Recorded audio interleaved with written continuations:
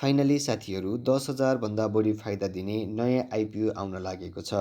यदि तपाईँ आइपिओमा लगानी गर्न चाहनुहुन्छ भने यो खबर तपाईँको लागि एकदमै महत्त्वपूर्ण हुन सक्छ।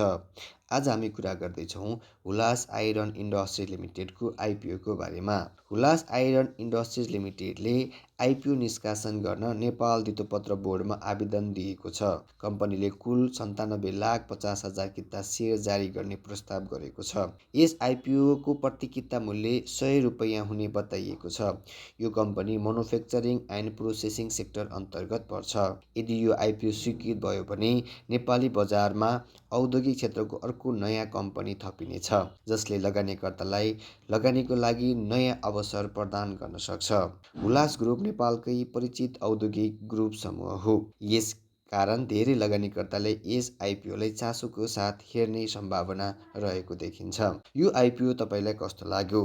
के तपाईँ हुलास आइरनको आइपिओमा आवेदन दिने सोचमा हुनुहुन्छ भने यसै भिडियोको कमेन्ट सेक्सनमा गएर कमेन्ट गर्नुहोला। यस्तै आइपिओ, सेयर मार्केट र नेप्सी अपडेटका लागि हाम्रो यस च्यानललाई सब्स्क्राइब गर्न नबिर्सनुहोला। धन्यवाद।